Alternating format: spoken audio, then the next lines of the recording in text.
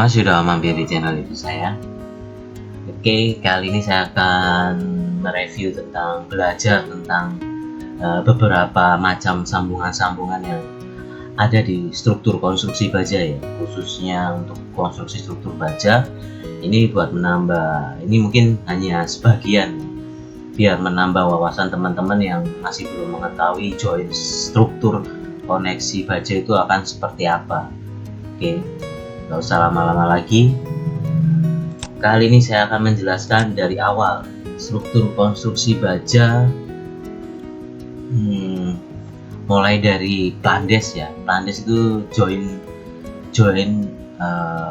koneksi antara struktur konstruksi atas, khususnya konstruksi baja, dengan struktur konstruksi bawah, yaitu pondasi. Jadi plandes itu seperti ini. Jadi ini yang menghubungkan atau pengikat antara struktur konstruksi baja bagian atas dengan struktur konstruksi dengan struktur bawah, khususnya pondasi ya, cor beton bertulang. Koneksinya seperti ini ada plandes. Ini plandes sederhana sebenarnya. Ada juga yang model seperti ini, yang lebih komplit lagi, karena pemilihan plandes sendiri, model plandes ini dipengaruhi oleh beberapa hal. Satu, mungkin karena beban yang diterima struktur baja yang menumpu pada bagian struktur bawah, yang ini yang akan menentukan jenis desain model untuk plandesnya seperti apa. Kalau di sini kita lihat ada banyak penambahan stiffener penguat ya, penguat atau pengokoh untuk join struktur ini, khususnya kolom ke arah pondasi. Ini memakai plat double, beda dengan yang ini ya, ini single plat, sedangkan yang ini double plat. Jadi ada fungsinya. Ini contoh-contohnya, ini desain plandesnya ya. Oke, desain plandesnya akan seperti ini yang sederhana, sedangkan yang ini yang lebih rumit lagi dengan penambahan stiffener penguat. Dan di dalam pondasi dalam plandes ini ada dua plat ya, dua double plat. Kenapa kita nggak pakai langsung satu plat tebal gitu ya? Karena ini ada alasannya juga. Mengapa saya menggunakan double plat? Kenapa nggak langsung plat tebal? Ini ada alasannya. Nanti saya akan jelaskan di tutorial selanjutnya. Oke. Terus yang kedua, join koneksi kuda-kuda yang banyak ditanyakan teman-teman ya. Jadi join koneksi kuda-kuda itu ada berbagai macam. Kalau yang untuk desain ini kita menumpang modelnya, bukan patah sambungan menembus kolom ya. Ini menumpang seperti ini. Ini join koneksi kuda-kuda ya. Kalau saya selalu standar saya ya, selalu join koneksinya semua memakai semaksimal mungkin, semua pakai mur dan baut. Jadi mungkin nanti ada join koneksi tambahan yang memakai langsung las welding ya, cuman itu hanya beberapa karena kondisi yang tidak memungkinkan, mungkin saya nggak memakai join plat baut. Jadi kalau ini desain struktur sambungan antara kolom dengan kuda-kuda atau rafter seperti ini. Ini salah satu contohnya yang dia join antara kolom dan kuda-kuda ini menumpu pada bagian atas, tidak patahan menembus kolom ya. Jadi yang menembus kolom ini saya rafternya single rafter, satu bentangan dengan join kuda-kudanya menumpang seperti ini. Jadi ada lagi yang model join struktur yang patahan ya, seperti ini.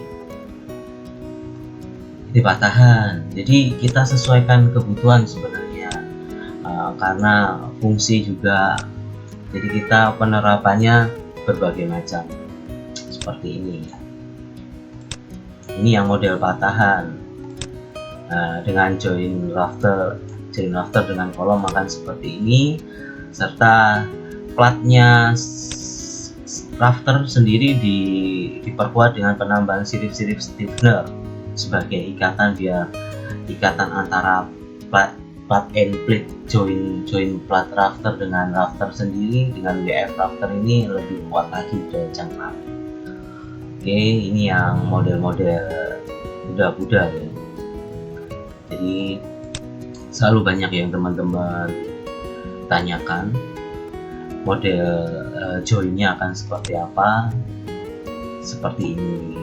Jadi macam-macam sebenarnya join struktur itu ya, kita sesuaikan aja sesuai fungsinya, kegunaannya, dan kita apa namanya, kita sesuaikan dengan jadi desain ini kita harus sesuaikan dengan kegunaannya juga, bisa diaplikasikan di lapangan lebih mudah juga. Terus yang pasti saya menentukan join koneksi rafter atau kuda-kuda ini, salah satu faktornya untuk menghemat bahan juga, menghemat plat juga, ada juga yang seperti itu. Jadi macam-macam. Jadi ini yang join rafter ya, join rafter yang model patahan yang seperti ini. Oke, ada juga yang model rangka batang akan seperti ini joinnya.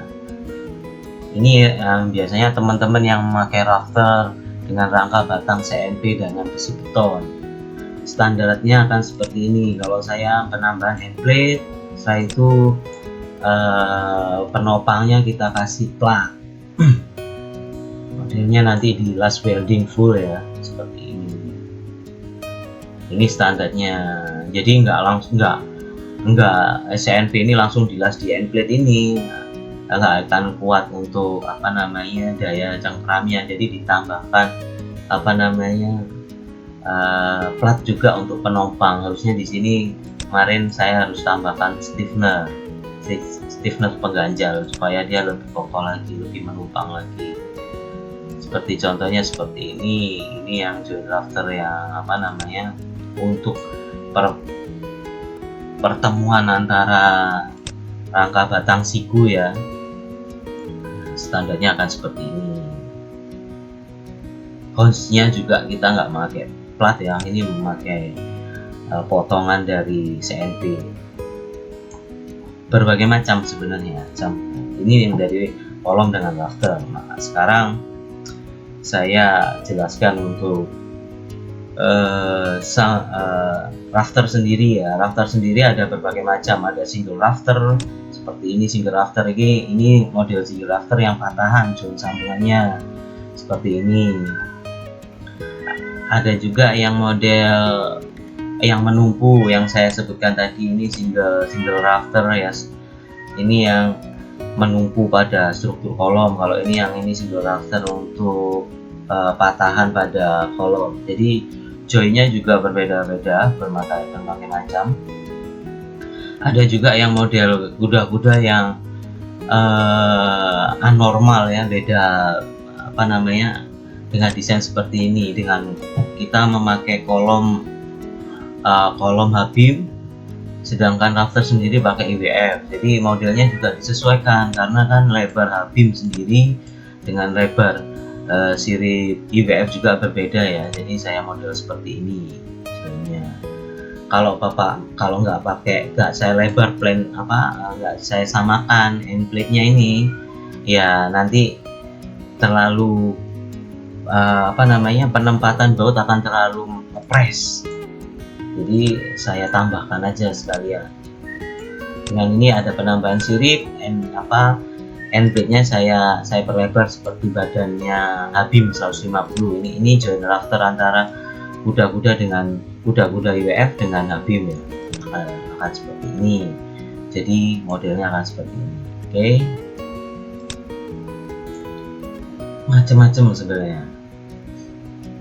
Ini yang sederhana, ini yang kuda-kuda yang minimalis ya, dengan Hons memakai plat, bukan memakai Hons X dari dari potongan dari UEF ini memakai plat. Oke, setelah itu saya jelaskan untuk tipikal sambungan. Ada beberapa macam sambungan ya. Untuk sambungan UEF selalu saya terapkan seperti ini, plat dengan plat, join plat dengan mur dan baut. Jadi kenapa selalu saya camkan untuk sambungan sendiri harus terstandar biar tidak mengurangi kekuatan struktur ya. Jadi saya selalu buatkan ini. Ini semua platnya ini lepas semua ya, tidak ada join welding ya, semua joinnya memakai mur dan baut. Ini yang standarisasi ya. Untuk sambungan UEF akan seperti ini. Rafter juga, apalagi kita mempunyai rafter dengan bentangan yang sangat panjang, kita akan menemukan join sambungan. Jadi join sambungannya juga saya akan membuat seperti ini. Lebih mudah penerapan di lapangan, pengerjaan saat erection, serta mempercepat pekerjaan saat fabrikasi maupun erection. Kalau join ya memang lebih cepat join ini ya, join langsung plat langsung di welding ya. Cuman kan ikatannya hanya pada di pojok-pojok sisi-sisi terluar saja ikatan weldingnya. Kalau ini kan menyeluruh ikatannya, dari as bagian dalam juga ada.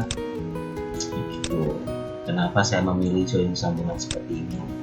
Terus ada lagi join sambungan kolom. Kenapa? Karena untuk menghemat bahan, karena waste-nya nanti membuang, makanya kita gunakan join sambungan kolom. Join sambungan kolom ini khususnya untuk Habim seperti ini. Saya menggunakan contoh Habim ya, joinnya langsung di model untuk sambungan satu dengan sambungan yang lain dikasih B-split. Setelah itu kita join, perkuat ikatannya dengan end plate pada bagian badan-badannya seperti ini. Sama halnya seperti yang ini juga saya terapkan juga seperti ini. Ini untuk Habim, khususnya untuk Habim. Ada lagi ya, join kuda-kuda dengan menumpu pada struktur kolom. Jadi ini ada perbedaan antara besaran materialnya. Gimana Mas? Banyak yang tanya. Gimana kita menggunakan struktur kolomnya untuk lantai 1, lantai 2 besar, sedangkan untuk lantai 3-nya material atau lantai 2-nya materialnya lebih kecil. Jadi saya bisa gunakan seperti ini. Modelnya sama, joinnya memakai mur dan baut, tapi untuk bagian kolom sendiri ini pakai Habim 350 ya. Saya kasih plandes atau saya kasih end plate sebagai ikatan join antara plandes dari kolom kuda-kuda kecil rafter ini kepada kolom struktur ya, seperti ini. Sekarang kita membicarakan join bracing. Jadi banyak juga beberapa macam join bracing antar kolom ya. Ini contoh jenis ikatan bracing antar kolom dengan menggunakan material bracingnya menggunakan UEF.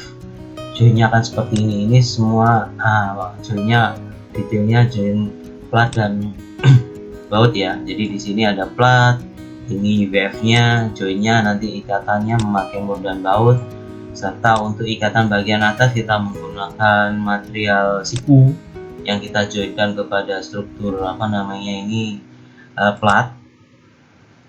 Nah, jadi ini platnya, ini UEF-nya, jadi sambungannya akan seperti ini. Ini pun double plat ya. Terus untuk bagian join sambungan bracing dengan kolom seperti ini. Oke. Penerapannya beda, kalau kita memakai UEF akan seperti ini, kalau kita memakai Habim beda lagi. Jadi kita sesuaikan fungsi dan kegunaannya, kita sesuaikan dan material yang kita pakai. Jadi joinnya akan menyesuaikan material yang kita pakai ya. Kalau pakai Habim akan seperti ini joinnya. joinnya sambungan plat juga, plat mur dan baut, diperkuat dengan stiffener. Habis itu ini joinnya seperti ini, lebih simpel lagi. Nanti ditambahin plat ya, plat join juga yang sama seperti itu. Ini yang menggunakan Habim 200. Untuk bracing ya, join antar kolom ini biasanya bisa memperkuat struktur, ikatan struktur antar frame itu bisa diperkuat dengan penambahan bracing. Ada juga yang model bracing seperti ini dengan menggunakan kawat seling sederhana. Nah, ini juga sama fungsinya untuk memperkuat struktur, biar frame 1 dengan frame 2 itu ikatannya semakin lebih kokoh, dan fungsinya juga double juga untuk menambah kekuatan saat ada gempa ya. Bracing ini kegunaannya di situ. Jadi dia lebih join antar strukturnya akan lebih kokoh lagi kalau ada situasi gempa ya, seperti itu. Oke, apalagi sekarang joint cladding macam-macam juga. Ada yang seperti ini joint claddingnya. Ini ada yang menatap bagian atas, ada yang di bawah, terserah. Seperti ini joint cladding. Selalu saya terapkan semua, setiap pekerjaan saya itu saya memakai join mur dan baut ya. Karena apa? Karena saya akan menjaga ini ya, tingkat kepresisian bangunan itu dari situ. Jadi kalau kita dari gambar sudah presisi dan pengerjaan saat fabrikasi sudah mendekati ke tingkat presisiannya lebih tinggi, itu nanti saat erection mur dan baut itu akan menyeimbangkan kepresisiannya saat dia dikencangkan. Jadi akan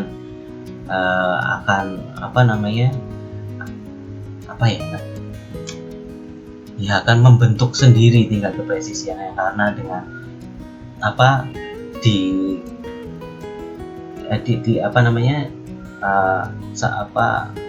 dikencangkannya mur baut itu akan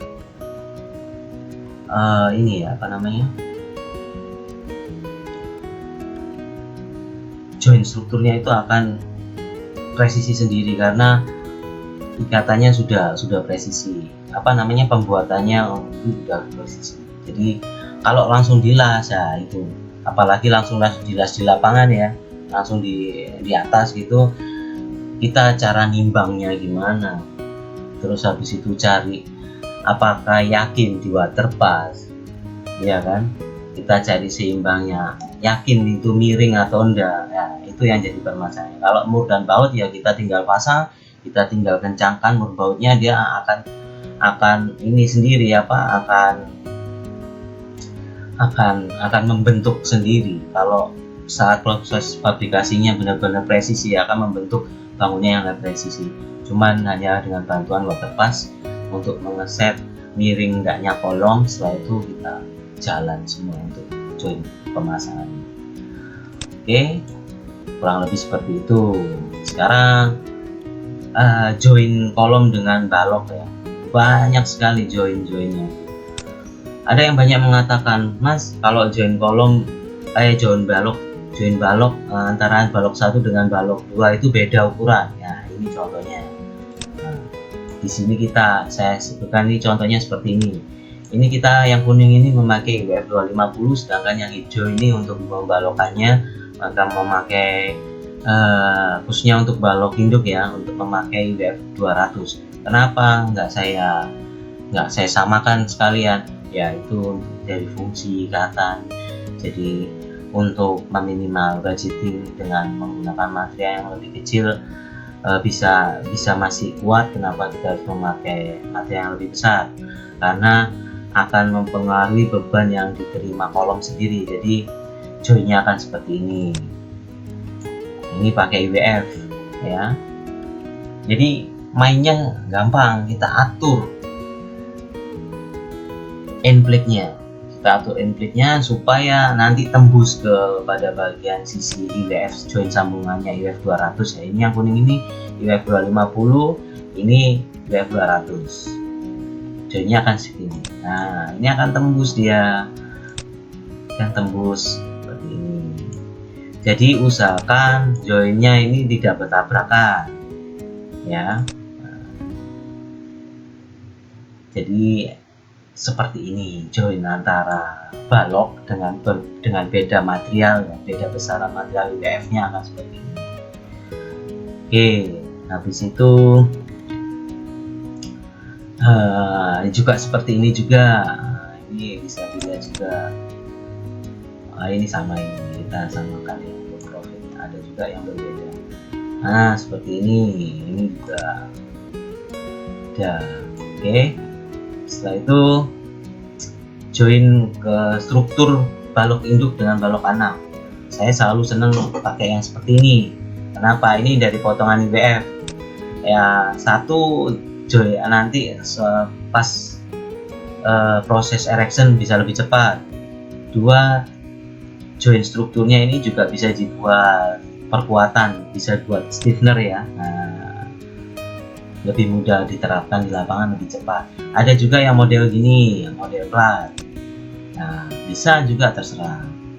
Modelnya macam-macam. Ada yang model plat, ada yang model kayak gini. Ada juga yang model seperti ini. Beda lagi kalau antara join antara kolom Habim sama WF ya. Nah, saya jelaskan di sini lagi. Kalau dengan Habim saya selalu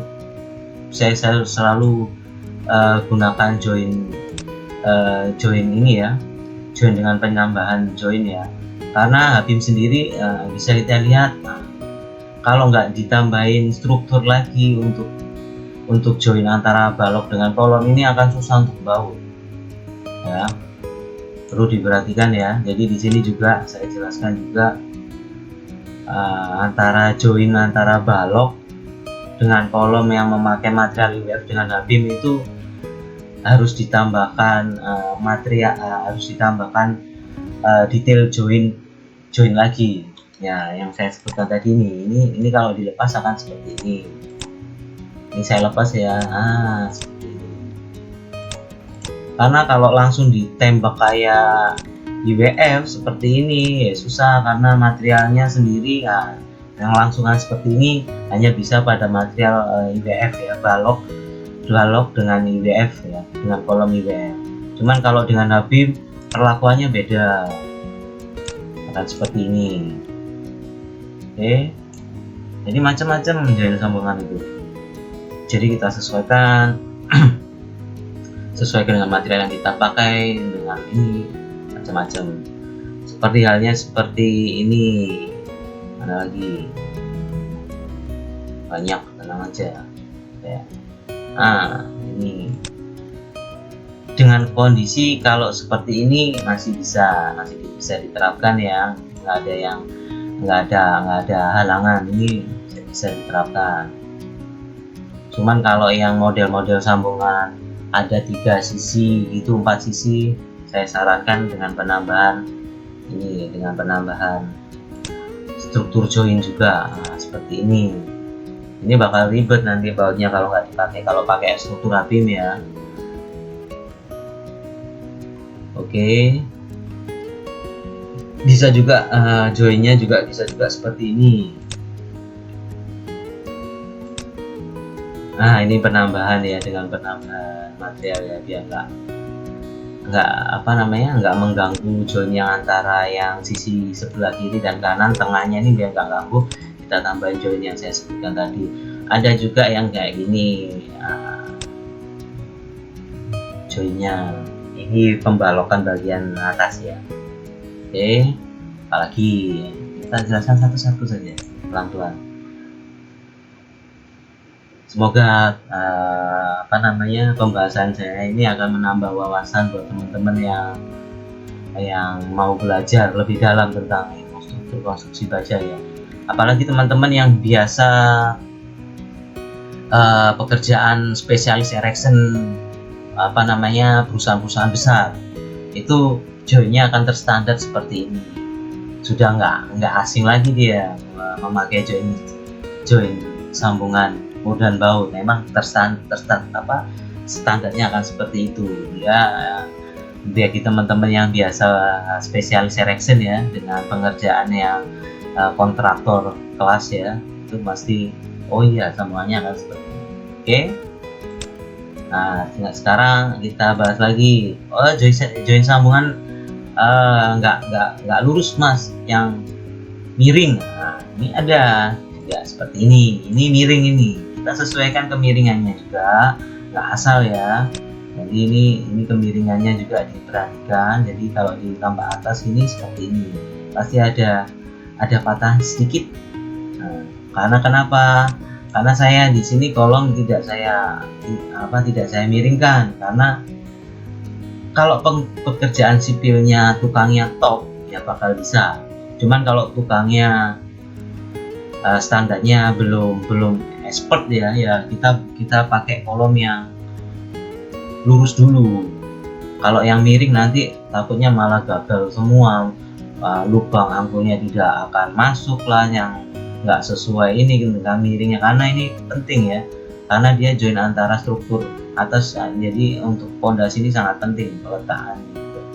Makanya di sini karena ini di luar pulau dan saya sarankan untuk kolomnya tidak saya miringkan, jadi ada patah. Jadi join sambungannya seperti ini. Ini tingkat miringnya juga ada, nanti mal potongannya juga menyesuaikan. Nah, seperti ini. Jadi semua dapat. Oke, ini yang miring. Apalagi sekarang. Jadi udah ya join-joinnya ya, dari balok struktur antara balok kolom. Nah, seperti ini. Oke.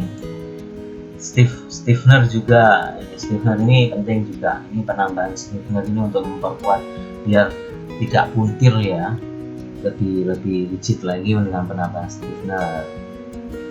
Macam-macam talang juga banyak. Talang juga ada yang model talang gini. Ada yang juga talang tempel, langsung nempel pada kolom. Jadi talang ada macam-macam talang, ada talang dalam, talang luar gitu. Jadi struktur talang juga berbagai macam. Kalau yang ini ya, modelnya yang belakang samping gitu ya. Oke. Jadinya juga seperti ini. Ini yang untuk talang luar seperti ini. Mungkin teman-teman di konstruksi udah nggak asing lagi untuk join talang. Bracing track stang. Nah, track stang sendiri penting juga untuk ikatan antar antar gordeng. Jadi saya selalu untuk ukuran track stang itu saya selalu sama, nggak ada yang berbeda-beda, karena nanti di proses erectionnya memilih lagi track stang mana yang cocok. Jadi untuk penempatan jarak gordeng harus sama semua, dari nok sampai ke sosoran itu saya tarik, saya bagi. Jadi nanti track stangnya nggak ada yang beda-beda ukuran, semua sama. Jadi di pengerjaan erection di lapangan lebih cepat, nggak pilih lagi. Dan mengurangi human error ya saat pembuatan gitu ya. Oke, nah ini yang join kolom yang menggunakan king cross. Nah, seperti ini. Ini join kolom yang menggunakan king cross. King cross ini material rekayasa struktur kolom yang digunakan untuk memperkuat kekuatan kolom ya, dengan menciptakan model king cross ini ya. Oke. Jadi ada macam-macam king cross juga, ada join antara king cross bagian bawah, bagian atas pakai UF biasa lah. Joinnya juga beda, ada lagi. Nanti saya akan jelaskan. Ini join king cross seperti ini. Join balok ya, membalok dengan balok induk dengan menggunakan honeycomb, dengan balok anak juga akan seperti ini bisa modelnya. Oke. Macam-macam Ya, semoga ini menambah wawasan teman-teman ya, dan bisa meningkatkan kualitas pekerjaan teman-teman yang sekarang lagi buka usaha welder, apa usaha pemborong baja. Nah, mungkin ini akan menambah wawasan buat teman-teman, karena yang saya lihat di luaran penjelasan join koneksi juga itu sangat terbatas macamnya. Makanya saya tujuan konten ini itu untuk memperlengkap lagi join koneksi struktur baja itu akan seperti apa. Sebenarnya masih banyak lagi. Oke, mungkin sekian dulu. Terima kasih. Semoga membantu. Salam sukses buat teman-teman yang sudah udah memulai usaha sendiri. Oke. Terima kasih.